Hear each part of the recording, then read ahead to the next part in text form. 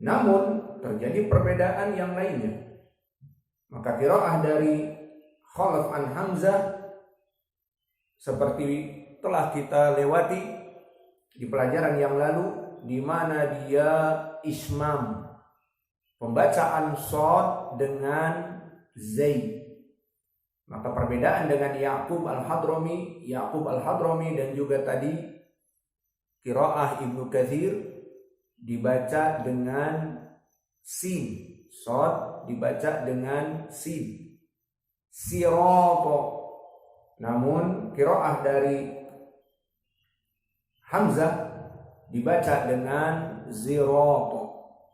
Dan perbedaan pada dhamir hum, maka di sini dibaca dengan dhammah, maka sama manhajnya seperti qiraah dari Ya'qub al-Hadrami. Maka inilah qiraah yang terakhir, qiraah yang ke-10 dari Khalaf an Hamzah. Maka kita baca Alhamdulillahi Rabbil Alamin Ar-Rahmanir Rahim Maliki Yaumiddin Iyyaka na'budu wa iyyaka nasta'in Ihdinas siratal mustaqim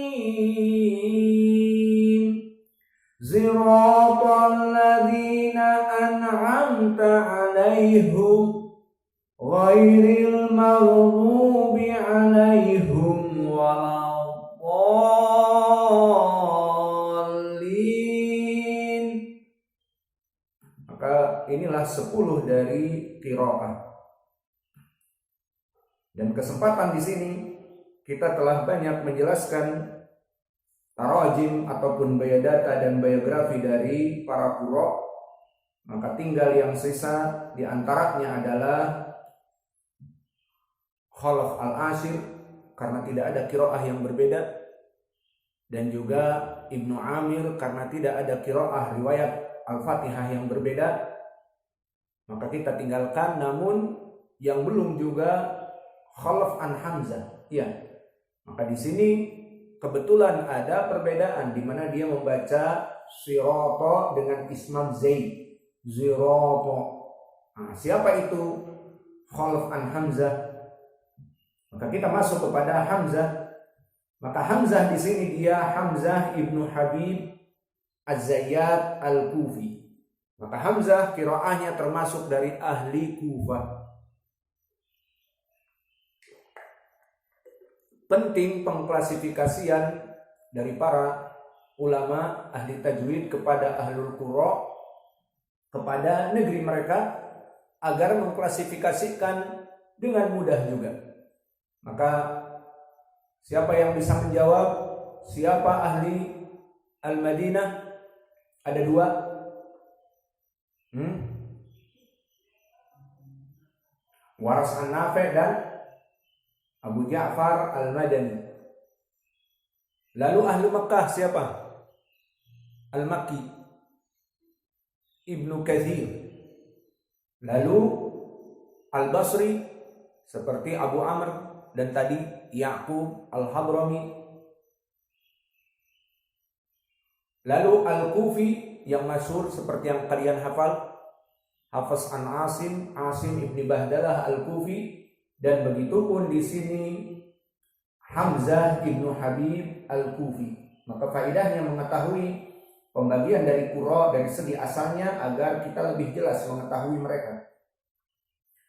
Maka siapa qiraah Hamzah ibni Habib Al-Kufi? Maka dia dilaqabi dengan Az-Zayyat, tukang minyak, karena dulu mendatangkan minyak dari Kufah ke negeri yang lainnya. Dan juga dilaqabi seperti itu dikarenakan untuk lebih mempermudah. Adapun kedudukan beliau dari segi ilmu hadis dan juga qiraah, maka telah ditausik oleh para ulama.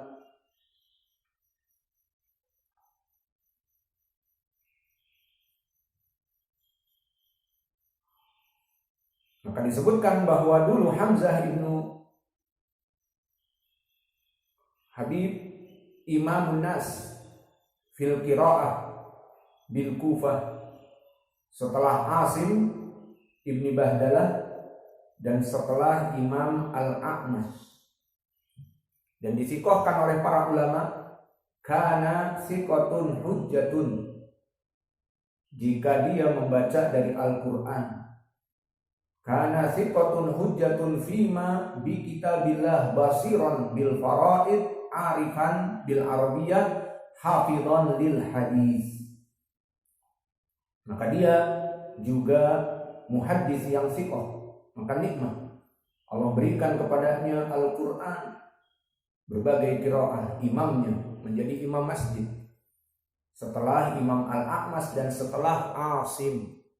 Maka di Kufah setelah Imam Asim tiada, dia naik menjadi imam.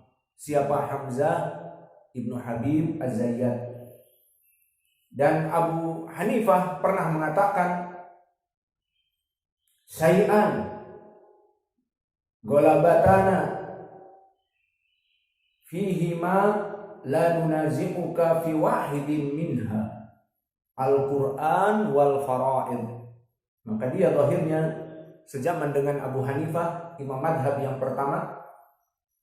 Maka dia datang kepada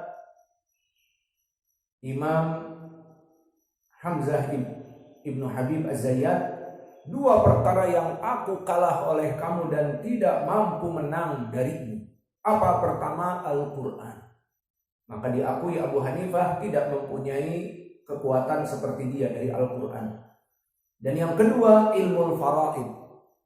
Maka dia mengetahui ilmu faraid dan mengetahui Al-Quran. Dan dulu Imam Al-A'mash gurunya, karena nanti akan kita baca sanadnya, maka termasuk dari gurunya adalah Imam Al-A'mash. Maka Imam Al-A'mash telah kita lewati juga di pelajaran-pelajaran ilmu hadis, di pembacaan Sahih Al-Bukhari dari tarjimahnya Imam A'mash, imam di dua bidang ilmu. Nikmat dari Allah. Imam dari segi Al-Quran dan imam dari segi ilmu hadis. Maka dia dua panglima di bagiannya. Al-Quran dia imamnya, imam qiraah. Dan di hadis dia imamnya di zamannya. Namun seperti biasa, manusia tidak sempurna. Tak ada gading yang tak retak, kata pepatah Indonesia. Dan kata pepatah orang bule apa? No human is perfection. Tidak ada manusia yang sempurna. Allah wal kamil wal kamal. Maka Allah yang menciptakan kita yang maha sempurna. Al-A'mash imam di dalam dua cabang ilmu, di dalam ilmu syar'i yang kita harus berpegang padanya, Al-Quran dan Sunnah. Namun dia Allah jatuhkan dengan yuhibbu tadlis, sangat mencintai tadlis. Apa itu tadlis? Di ilmu mustalah hadis kita pelajari. Dia mencintai jika tidak mendengar dari gurunya, dia katakan an, mentadlis, agar disangka oleh murid-muridnya mendengar padahal tidak. Maka ini masuk kepada perkara yang buruk yang menjatuhkan hadis-hadis dia. Maka sebagian ulama mengatakan jika Al-A'mash meriwayatkan dari gurunya, perawi setelahnya, perawi sebelumnya dengan an, maka tidak diambil hadisnya di selain Al-Bukhari dan Muslim, kecuali dari gurunya yang tiga. Siapa? Pertama Ibrahim ibnu Yazid An-Nakhai, kedua Abu Wa'il Syaqiq ibnu Salamah, ketiga Abu Saleh Zakwan As-Samman. Tiga rawi ini jika Al-A'mash meriwayatkan dari ketiga syekhnya dengan an, Kata Imam Az-Zahabi di Mizan I'tidal, boleh diambil. Kenapa? Karena ketiga tadi gurunya Imam Al-A'mash yang paling banyak periwayatan Al-A'mash dari ketiganya. Memang hubungannya dengan tadlis bagaimana? Hubungannya dengan tadlis, jika seseorang rawi yang mencintai tadlis yang buruk, namun jika meriwayatkan dari gurunya yang memang dia duduk dengan gurunya lama, maka ihtimal tidak ada tadlis. Dan itu wakil. Contohnya misalnya, ada di antara kita di sini yang mudallis, dan dia duduk dengan kita lama, 10 tahun misalnya duduk di sini. Maka di saat dia meriwayatkan dari saya dengan anak-anak, dan dia masyhur dengan tadlis, murid yang di sini itu, kemudian suatu hari mengatakan an Sa'id, maka semua orang yang hadir di sini dan setelahnya, orang ini ma'ruf belajar dengan Sa'id misalnya 10 tahun. Maka dia sekarang mengatakan an tanpa sami'tu, tanpa akhbarona, dan dia mudallis. Maka para ulama mengatakan dia duduk 10 tahun. Maka ihtimal dia mendengar, paham atau tidak? Karena duduk lama. Nah, itulah Sulaiman ibnu Mihran Al-A'mash imam duduk dengan Ibrahim ibnu Yazid An-Nakhai lama. Duduk dengan Abu Saleh As-Saman Ad-Dakwan As-Saman lama. Dan duduk dengan Abu Wa'il Syaqiq ibnu Salamah lama. Seperti begitu pun mudallisin yang lain Qatadah. Maka Qatadah ibnu Di'amah, tabi'i yang buta, imam, apa-apa yang dia dengar dia hafal. Maka semua yang dia dengar akan dia hafal. Sampai disebutkan jika dia pergi ke pasar, dia akan menutup hidungnya. Hidung. Iya, hidung. Agar tidak mendengar ucapan di pasar. Menutup hidung. Kan bau di pasar. Bau udang yang sudah busuk. Bau ikan. Iya, menutup hidung. Bagaimana di riwayat? Menutup telinganya.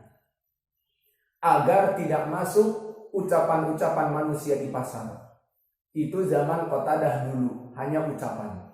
Tapi kalau pasar di zaman now, ada karaoke, ada megabaz, di mana ada panggung, atau di mall-mall sekarang setiap counter musik, antara counter dengan counter yang lain gede-gedean musik. Maka kalau Qatadah datang ke mall atau ke pasar di zaman now, maka dia akan menghafal 1-2 album, semuanya dangdut koplo misalnya, dihafal. Maka Allahul Musta'an. Itu di zaman dulu, zaman Imam Qatadah. Namun sama, dia Allah jatuhkan dengan tadlis. Sehingga periwayatan Qatadah jika mengatakan an, dhaif. Seperti Sulaiman ibnu Mihran Al-A'mash, dhaif. Kecuali dengan sami'tu atau akhbarana atau amba'ana dinamakan dengan sigatu tasri, maka dia bersambung sanadnya. Dan Qatadah imam, namun tidak sempurna, tak ada gading yang tak retak. Maka sama nasibnya di sini seperti Al-A'mash. Kembali kepada Al-A'mash, maka syekhnya Hamzah ibnu Habib, yakni Al-A'mash, jika dia mendapati muridnya yang termasuk murid kesayangan karena qiraah Al-Qur'annya sangat baik, maka berkata A'mash, hada hibrul Qur'an wara'ahu yauman mukbila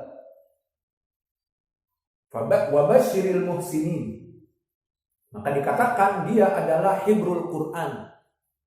Kalimat hibr maknanya tinta. Seperti laqab Ibnu Abbas hibrul ummah, maka dia dilaqabi hibrul Qur'an, maknanya dia mempunyai ilmu Al-Qur'an yang sangat luas bagaikan tinta untuk menulis. Dan dilaqabi juga dengan basyiril muhsinin, maka dia kabar gembira bagi orang-orang yang baik, yang menghafal Al-Qur'an, karena qiraahnya dia sangat baik. Dan juga dikatakan wara'ahu yauman muqbila, maka dia masa depannya cerah, di mana ternyata benar Sulaiman ibnu Mihran meskipun imam di dalam hadis dan di dalam Al-Quran, namun tidak dimasukkan kepada qiraah sab'ah apalagi asyarah. Maka Khalaf an Hamzah, ataupun kita katakan Hamzah Az-Zayyat ibnu Habib ini, dia dimasukkan kepada qiraah as-sab'ah, bahkan yang keenam. Maka di sini dia mempunyai kedudukan yang besar. Maka Imam Al-A'mash selalu mendoakan wara'ahu yauman muqbila. Dan apakah Imam Al-A'mash rugi di saat dia mengajari